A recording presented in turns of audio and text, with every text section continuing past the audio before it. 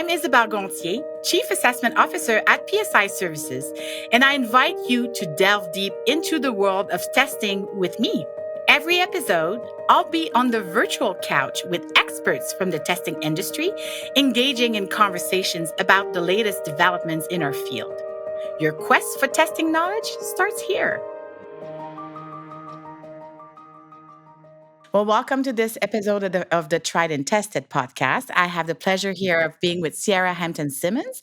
She's the Vice President of Certification at PMI. And today we're going to be talking about navigating the global credentialing landscape.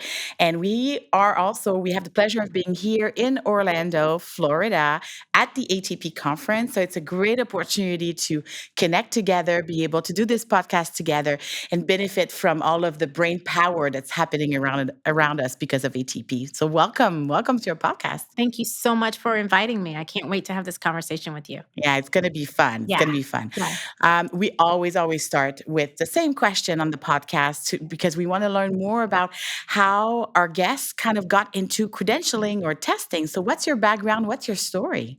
Well, Isabel, it's really interesting. I started off my career in education. I was a teacher. I was actually a high school teacher at one point, and I transitioned into commercial training as an instructor and doing tech training and things of that nature. One of the things that I had a niche for, even at the very early stages of my career, was creating assessments. I Already. really wanted to know how that my training was effective, right? And I felt like the test you get, like teachers get these in their curriculums, in their books, in their textbooks, it comes with test. And sometimes that didn't reflect what I had taught them appropriately. And so I would always design my own test based upon how I trained them, all kinds of crazy things. So I had a real general knack for it.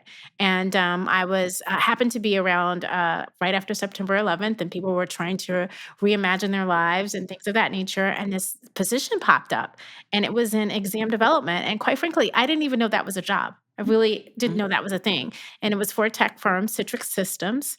And I looked at the qualifications and I said, well, I don't have all these tech certs, but I do have a tech background because I was training technical people. And I said, well, why not? I should go for it. And I went for it. They took a shot with me. And that was in 2001. And I've been in this career ever since. Yeah, well, that's amazing because you challenge yourself saying, "Wow, that sounds interesting. I think I can do this. Yeah. Let's go." Yeah, Wow. yeah. I just felt there's a person that's a whole job, exam developer. That's a job, and I was like, I should have been doing this from all my life, and literally, that's what it wound up being, a lifelong career for me.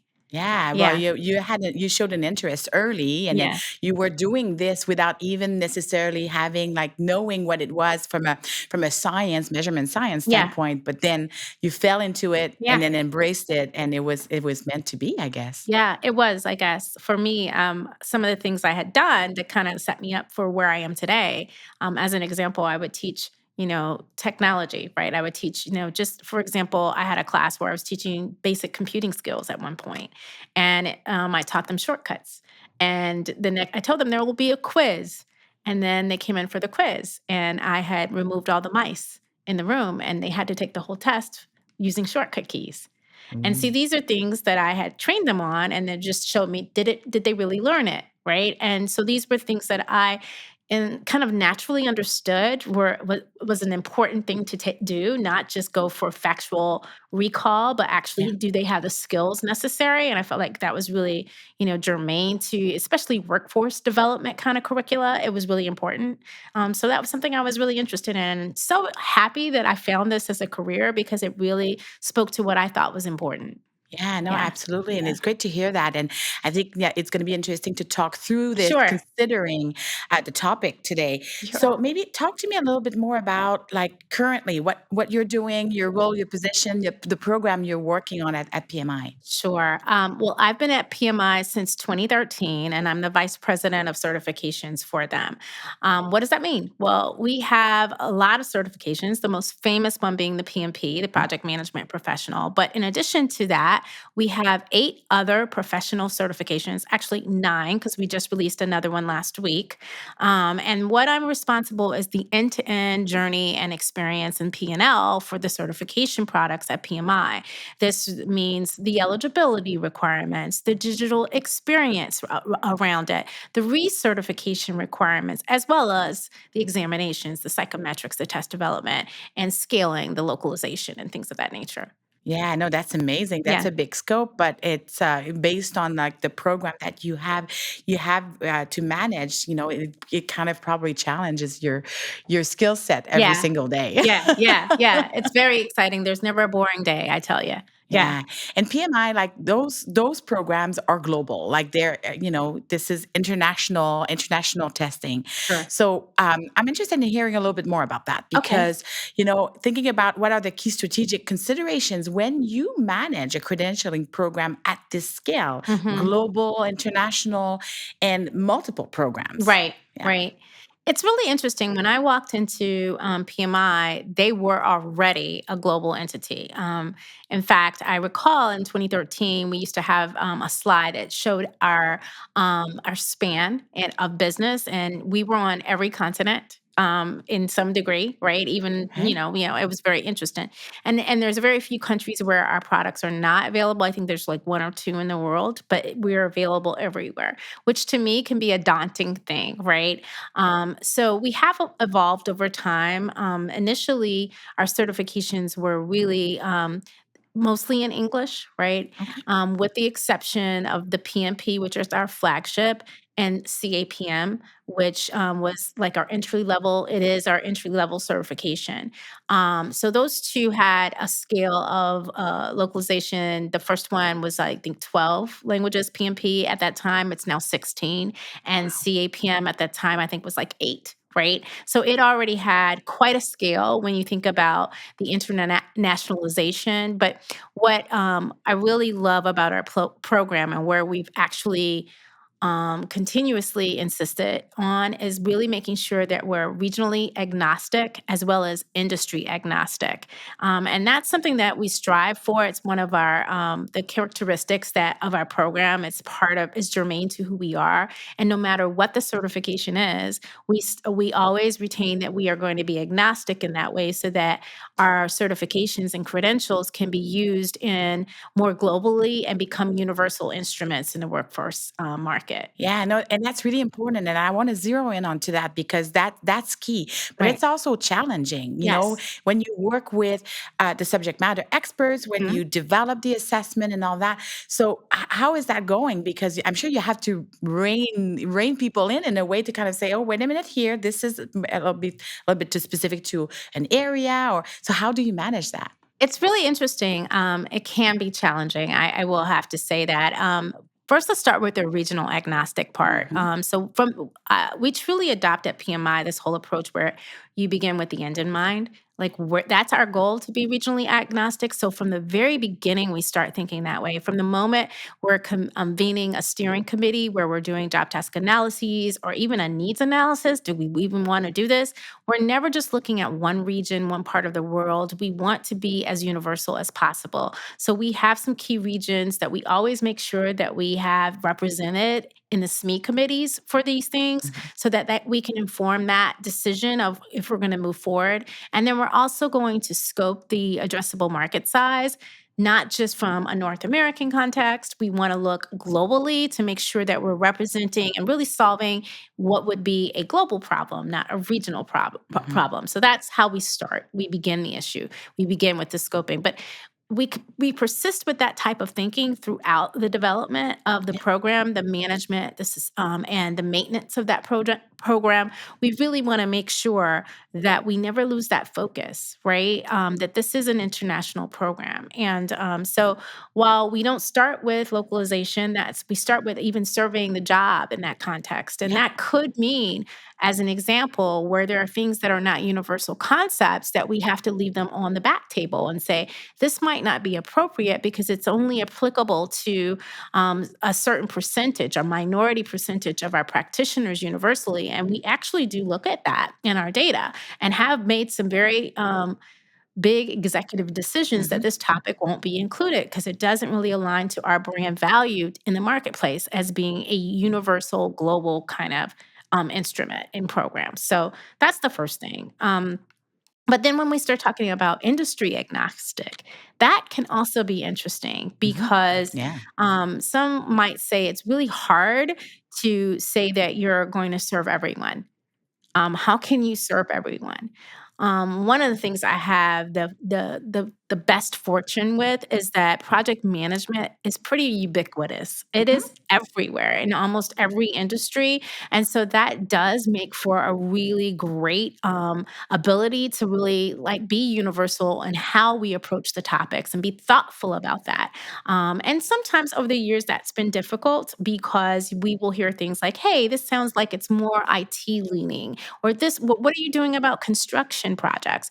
And the only time we've ever had to think a little bit more about an industry in my history at PMI is when we introduced a new construction certification because we did want to acknowledge for that large industry segment there are things that are unique to that industry that we needed to acknowledge, and project management was so central to their success that it made sense for us to have a specific credential for that actual industry. So you address the industry specific need with an actual certification for that industry. Absolutely. Yeah. Yeah.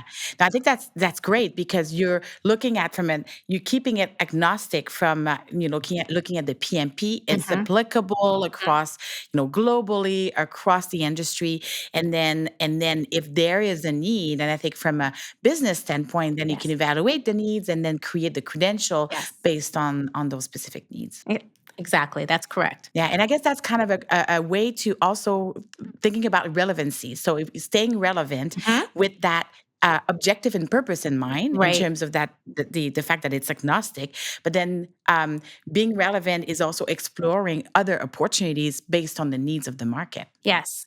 I in the example that I use, the construction professional certification that we have, it was not an easy decision to make Mhm. because we had really, for very long, said our certifications are applicable regardless of what industry. But we really wanted to listen to that important stakeholder community where they said, yes, it is, project management is universal, but there are certain things in construction management that are really baked in your world and wouldn't be applicable to the rest of the industries. Yet Mhm. we need your help here. Yeah. And so we stepped up and presented something and we released that a couple of years ago. Right. Wow. And Yeah. how is it going? It's going well. It's still in its introduction phase, and we're actually just about to go global with it, which is really great. I mean, it's globally available in English, but the scaling begins when we start entering our growth quadrant for our product life cycle. And that's when we look at things like localization and things of that nature. And really not trying to tailor the product, if you will, so that it can be more acceptable in different regions. Okay. Yeah. And speaking of regions, like you've mentioned that you're global, you're in all the continents. But when are you targeting sometimes specific regions to continue to expand? Because yes, you're everywhere, but there must be areas where it's not necessarily as present. So how do you tackle that? That's really interesting. When I first started, I would say yes, we would have focuses on specific regions for specific reasons, Hmm. reasons and products. As an example, when I first started, there was a key focus on China, mainland China, and we grew quite a bit in that region specifically, or country to be exact, because that's not a region; it's a specific country. But over the time, as PMI continued to mature and grow, one of the things we adopted was a regional operating model. So, in that model, we have managing directors for every continent and regional area that we support. So, in many ways, we are looking at the world, but we're understanding that each region has its own characteristics. And so, they need a management and governance process to enable us to really smooth the go to market and sense better what is needed for that actual market and respond accordingly. So, we do have those managing directors who are there. So that also helps us be more democratic, if you will, because we're not actually saying, oh, this year our focus is on country A and B. the whole world can get an equal share, but also an appropriate level of management and really thinking about what is needed here, what's going to resonate with this market, what is really satisfying the community's needs, and tailoring those approaches accordingly. Yeah, so you have local presence basically with the understanding the needs of the specific markets, the specific regions, Yes. and then being able then to tailor the approach, the marketing, the process to those local markets. Yes. Now, this is relatively new for PMI. I Okay. would say this is developed in the last couple of years, but that is exactly how we do it. For each region, there's a managing director. They Okay. have a head of marketing, a head of community, and that head of marketing does help us deliver the products. The products are developed globally by at our headquarters division with my team and what have you. But when they go to market, the sales Yeah. and marketing is tailored at the regional level. Yeah, and that's another important element Mhm. because adapting it must be helping in terms of like the success of the program because people understand things differently, they value it potentially differently. Mhm. It's the same credential, but Right. the use could it could differ based on the region, the market. How are you measuring success related to that? Like you said, it's pretty new, so I do realize that. But Mhm. thinking about, have you seen a positive impact in having more of that local presence? Absolutely. If I would, let me talk a little bit about some of the case studies, if you Yes, will. that would be great. So, one of our biggest successes over the years that I've been here in the last 11 years has been mainland China. That program is really very different and unique from the rest of the world for PMI. PMI is a membership association, and as a result of that, the People's Republic of China, we have to do business a little differently. Right. Membership is not allowed there, as an example. So, Okay. our go to market is tailored with that perspective. Also, culturally, computer based testing was never really associated with professional certifications in that market. In that market, prestige was all about Windows based testing, paper based Um, events. Something about having hundreds of thousands to millions of people all waiting for that one day, a quarter, or a year really that was makes part something. of how it was. Right, and Yeah. it makes it more emotional, right? It Yeah. makes people feel like, "Oh my gosh, this is something that I have to wait up for," and it makes it, a more prestigious kind of thing. Yeah. So we tailored our approach there. Even though we have been on computer in the rest of the world for over 2 decades, in China, we are still delivering on paper and pen, Okay. and we do it once a quarter. And in that once a quarter, we've had administrations be hundreds of thousands, and sometimes it's just, 20,000 or 50,000, depending on what's happening economically for the nation. But they're very successful programs. Mhm. And that's a good example of how we really tailored our go to market and our strategy there, and how we're dealing with those forms administration, the forms administration, the Mhm. psychometrics, all of that stuff is really because as a result of that request from the government, please do this. And because of that, it is quite successful.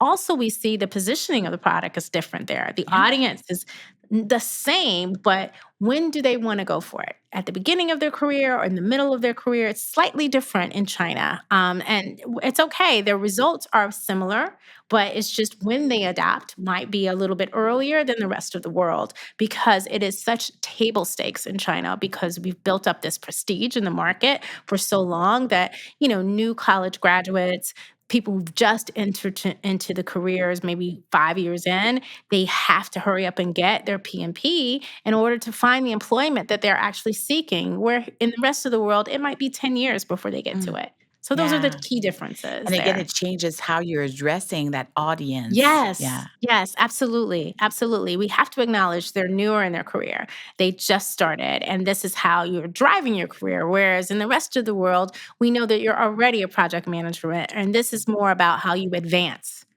So Yeah. it's a different go-to-market message, but the product is the job to be done is the same, Yeah. right? And on that, just last comment is that, people are project managers in their job.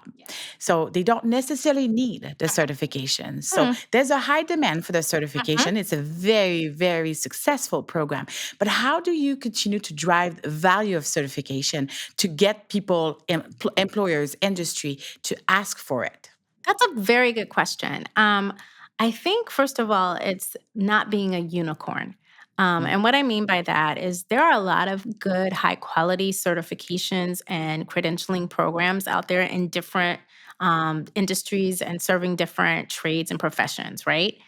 Um, but if you have a really high quality product that is not accessible, then no matter how good it is, employers are not going to put it on their list for preferred certifications mhm, or required certifications because they can't find anyone. And that means they would have no talent to mm. fill their jobs. So it's all about that balance of getting enough people to be attracted to it so people know it and becomes a name that you recognize. You don't have to go Google what that means. You know what it is. Yeah, So, and then you also have to make sure that the people who are earning your credential are synonymous to the value and the brand that you're putting out there. It is our hope that the PMPs are really standing up to this quality professional, someone you can count on, someone who is actually leading to giving an organization project success, not just project management success. And so that's something that we really hope for. And apparently it has worked because what you see is more and more when people have a position for which project management is required or it's a project management role, they are more often than not saying we prefer or require a PMP. And even when they don't, people see enough of it when they're out there looking for a job that even if that specific job rec is not calling for it, they've seen enough of it. So they're going to, maybe I should go get that because maybe that will help me future proof my yeah, career. yeah. Right. It's a way to continue to promote themselves, open opportunities for them, Hmm. and so on. Yep, Yeah. exactly. Wow. And now a short break. Hello, tried and tested listeners and fellow testing enthusiasts. I'm Isabelle Gonthier, your guide through the fascinating world of credentialing. Each week, we dive deep with expert guests to explore the hottest topics in certification and licensure testing. If you're enjoying our journey through lifelong learning and innovation, take a moment to subscribe wherever you get your podcast. And if you know someone passionate about testing or curious about the latest testing trends, why not share this podcast with them? It might just be the inspiration they need. Thank you for tuning in and being part of our community. Remember, sharing knowledge is one of the best ways to grow our industry together. Keep listening. You talked a bit earlier about language, Hmm. from so I'm interested in that because again, that adds to the complexity of the Yeah. program. Yeah. So how do you tackle this, and how do you identify which language to maintain or to consider for addition to your program? That's really a good question. And I get most enthusiastic when I talk about our language program because when I joined PMI in 2013, I was so impressed by their language program and how they Yeah. facilitated it. First of all, originally, all of our languages were decided by recommendation from our markets and our community. Our member base said, "Hey, please have it in French, please have it in Italian, please, please, please." And we would align on those ideas. Of course, there would always be a business case. And more often than not, when we add a language, it just stays, right? Even if it's a low volume language. One of the things that we have learned is, we're a not for profit entity. So we don't have to always be driven by, revenue. We obviously don't want to be in the red, but we don't Mhm. have to make a substantial amount of revenue top line to keep a title going. We're really about making a difference. Is it helping the community there of practitioners find jobs and employment? Is it helping organizations have better success at their projects? Then let's continue to support that because that's aligned to our overarching mission, right? So that's the first thing. So we had that kind of practice and base. We have evolved because we're growing by, the tons. And so there's some things that we're doing in this regional operating model that I talked about that's really important to understand. And that is we standardize. We've standardized on the top languages that we have. There's 10 in total, of which English is one of them. Mhm. And these languages allow us to cover 90% of the global population. They're majority spoken languages. They're not just languages that are in one specific country. Oftentimes you see speakers of that language all over the world. And so that is something we have done. And we're starting this year to do that for every certification. So Oh, if we offer it, if we're doing an update, we're going to naturally update that exam to support all 10 languages because we really want to make sure that the profession has access to the yeah. products that they need. So that's really there. But one of the things when we would have those business cases brought to us, say, hey, Sierra and team, can you guys add this language? We would do a careful evaluation of a number of things because sometimes you ask for things and maybe it's not the time. Starting with the certification is not always the best thing. For example, we also make the PMBOK guide, which is more or less the standard for project management, Yeah. right? It is the NC standard. And that is actually a great asset and reference book that people use when they are studying for any of our certifications, not just the PMP. So, one of the first questions we would ask is, well, does the PMBOK guide have this in the language? Because this is the one that most users are going to look for. If you don't have that, then you don't need the test just yet, right? Yeah. You're Um, starting behind a little bit if you don't have right. the main tool. Exactly, Yeah. exactly. Additionally, we also want to look at the training community because there are so many kinds of things that will happen. Sometimes the training community will take training that's developed in English and, as an example, use that English material, but in the narration of that training, they narrate in the local language. In my experience, that's not the best way to train people because it's confusing cognitively. So you're looking at the words in English, you're hearing the narration, say in Indonesian, and then you're going to take your test in what language? It's very Yeah. confusing, right?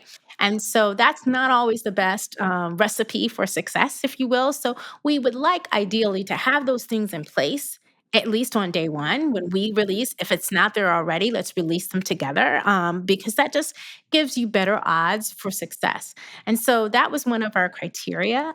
We wanted to make sure there were enough speakers, right? Yeah. And we also wanted to make sure that they had the support in the market to be able to actually proceed with getting the training, the mentorship, or whatever they would need to be able to really tackle these very tough examinations. And so that's something that we've held to, and I think it's helpful. We have enough data in our history to show that when those things are not there, the adoption is very, very slow. But also, here's what's really interesting for us at PMI, we have a very thorough translation process. A lot of people don't know that.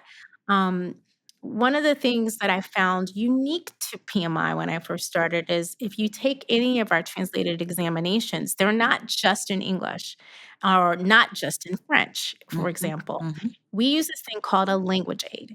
And the language aid is we present that content to you in both languages. You could see it in English and in French. In the computer based exams, you can toggle between the two languages. And that was because we really want to make sure it's of high quality in translation, but we're not always so certain. Even though, as I explained to you what the process is in a minute, you're going to say, well, it should be perfect at this point, right? But also, we wanted to acknowledge there's different dialects of language. Yes. And no matter how much we do in QC, there's always going to be someone that says, I don't really understand that word that way, right? So that's the first part. But in order for us to even get to a language aid, we need to have validation from subject matter experts. Yes. So if you're asking me to translate into a language we don't have, right? And there's no PMBOK guide and there's no training, then my next question is, well, who's going to look at the translation and tell me that it's correct? Because I don't speak that language and my Mhm. team doesn't speak that language. And There's sometimes, right, risks. it's Yeah. a big risk. And you can't go back on someone and say, hey, well, sorry, the question that you got was bad because we didn't have someone who could look at it. So we have a very robust translation validation process, which is once we've translated something, we get together a community of SMEs representing that language. And we try to have at least one subject matter expert from each known dialect of that language represented in that committee, reviewing each and every item. And they can reject an item if they cannot agree on the meanings. They can also Okay. do things like come up with differential recommendations in terms of we cannot agree on this word. There are three different ways it's said in our language, and then we note that in the language aid. this word may also mean this, this, or this, depending on which dialect of this language you're speaking.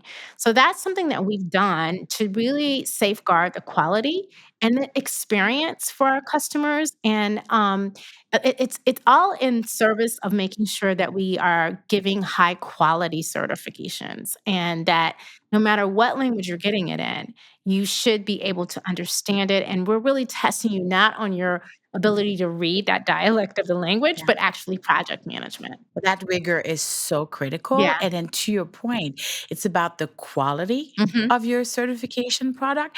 And in the end, when you think about the end user, the Mhm. test taker, the certificant, they need to be able to be given the best opportunity to demonstrate their skills, knowledge, and ability. Correct. And then you want to make sure that what they have in front of them is of the highest quality possible. That went through a very rigorous process. And for what you're describing, I think that's amazing, like to hear that. And I think it's, to your point, it's critical. And I'm glad we're talking about this Sure. because it highlights it even more. Mhm. Um, you've mentioned accessibility. So language obviously is a key component, a key aspect of accessibility in the global context. What are the other considerations that are driving some of the decisions you're making about the programs as it relates to accessibility in addition to language? Well, obviously, because we are a North American oriented organization, we have to comply with things like the ADA, American with Yeah. Disabilities Act, and so that means we have to give accommodations to any candidate who presents a situation where they need extra time or difference as in that regard. That's really interesting when you talk about localization as an example. For example, it's not enough just to provide a reader for the test, be it a digital reader for the screen in a computer based test in English. You have to also provide that same service for someone in Portuguese or someone in Chinese. If it's requested, you need to make that available in fast time, right? You need to, you don't have to do it immediately, but you have to think about that. And so, what comes from that is also, at least at PMI, we also want to make sure we've tested that option because again, we do a very thorough job of testing for accessibility, be it screen Yeah. readers or things of that nature. We also need to test them with audiences in a different language. So if I get a request for that kind of accommodation, I may not have it instantly because I'll have the localized version. It can work with the screen reader, but I need to test it to make sure that when the reader reads it, it's reading it correctly. Oh yeah, very Yeah. important. Right, right, exactly. So that's just an additional step and Yeah. measure that you have to take. What we find is that that's not as necessarily the expectation in every market, but when it is the expectation, it is to our it's our responsibility to be able to provide that in a timely manner. It's not something you can say, okay, candidate, I'll give it to you in a year. I have to be able to say, hey, yes, we can meet your expectation. Obviously, we have to verify that the accommodation is appropriate, but assuming that it is, we have to be able to meet that need in a timely manner. Yeah. Yeah. Yeah. Oh, no, absolutely. That's all part of the process and all important. Yeah. Um, if you were to provide any piece of advice or Mhm. for organizations, credentialing organizations that are considering to sort of expand their program globally, you have a lot of experience doing that. You've developed many programs, and Yeah. you've established guardrails and parameters to allow you to be successful. So, what would be sort of the key elements that you would recommend to them, or lessons learned from what you've been going through over the years? Yeah. I think once you've determined that you're going to scale globally, the first thing you need to understand is what does that mean for the end user? Mhm. As I mentioned, PMI, we've delivered some exams in lots of languages. Others we've only delivered in English until recently. but in a global way. And that is because we actually had to think about the resources to support Hmm. them in different languages. Yeah. But also, what we found is that the demand wasn't hampered by it just being in English. As an example, sometimes you'll find, particularly those who are advanced in their careers, who are working at multinational companies, oftentimes they will have high proficiency in English, no matter what their native languages, because of where they are in the organization, the expectation is that they speak English fluently. And given that, they may not need to have it localized for themselves. So that's interesting. So you have to understand, like, does this mean I need to localize? Do I need to translate the content? And am I translating or am I localizing? Hmm. These are very important things to understand. Once you've understood that, then you need to really begin with the end in mind. Don't start midway process, because if you just have already built your exam, designed it, have questions and items in English, and then 9 months later, now you're going to translate it. Well, if your exam construct, if your design didn't think about the global audience, you may have questions that are off-putting for a certain market that you're now going to introduce. And guess what? Those items, even when you translate them, will not perform correctly and actually could be have bias in them, or bias against the community that you're trying to serve. So knowing that up front is really important. But say you didn't know it, because that's the real world. Sometimes you don't, and maybe there's a new community that you didn't have included in your JTA or the beginning of your process. It's really incumbent on you to make sure that you're not introducing bias. So when you're checking those translations, don't just translate it and put it in front of one person. Put it in front of a Yep. couple of different Yep. people. And if you can, use data to measure any bias and correct for that bias as soon as possible. Um, then, once you've gotten your product out there, start measuring it. Yep. It's a product. Yep. You can do everything from demand and see how, what's the demand, satisfaction. You can see that. You can also look at your pipeline. Are people getting stuck someplace? Is something wrong? Right. But most importantly, as testing programs, we have the power of psychometric data. Is it correlating in the language? I spoke about bias, but correlation is really important, because if you start to see negative correlation, yet in the rest of your population you're not, this could probably signal to you that this product is not the same for this use Hmm. case. And that should be a flag for you to slow down, maybe even pull the product a little bit to understand that difference and redesign. And that's really our responsibility to understand that. Also, understand that what makes good sense statistically may not make good sense in a way for your public. I mean, psychometricians and all of us, we love round numbers. We want 100 takes of this. But can you imagine if you had to wait for 100 people to take a test and you were seeing a lot of fail rates? Yeah. That's a little challenging here to Right. sit on this. Right, right, Yeah. exactly, and Yeah. so you could actually hamper your adoption, because people start to say, "This is not made for us. I think they don't like our language community, et cetera, et cetera. Maybe we shouldn't take this. We'll take the competition because it's better," right? And so Hmm. you have to think about all those kinds of, common sense business things, like how is your product performing, KPIs, and things of that nature, to help you understand a solid plan. But most importantly, if you're really going to do this, you have to understand that you can't just localize it once and just leave it alone. You're going to have to maintain it, and maintenance of a localized certification is not the same as maintenance of an English cert. It's not just generating new content, it's also monitoring the bias, it's also looking for drift. Yeah. You do that in English, but it's for a different Yeah. purpose, right? And understanding that market. Lastly, one of the things that's easier, and we're just starting to do it at PMI, we're evolving, ever evolving our programs, and that is, think about the end-to-end journey. I mean, when I started, we had the test, we had the PMBOK guide, we've added over time language localization as well, in a language in learning products, for example. But, we didn't have the journey fully localized. What we've done over the years, and I'm so proud of us for this. First, we started with localized payment. accepting Yeah. payments in different currencies, Oh, different payment methods, because speaking of accessibility, that's an right. important That's one. very, Yeah. very important, Yeah. and, in addition to that, now we're looking into translating things like our application, because even though people can use Google Translate plugins and things of that Mhm. nature to kind of view the applications in whatever language, we need to really stand behind those translations and make sure the meaning is correct, right? So we wanna give them that fully comfortable experience. One of the things that really is important, like, they already told you they need it in a language.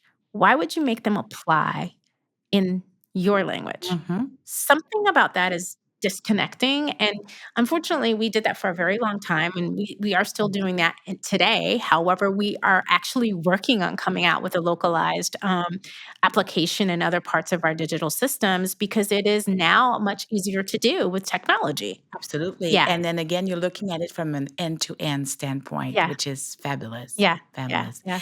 Well, we're coming at the end of this conversation. I would want to be able to talk more and more and more.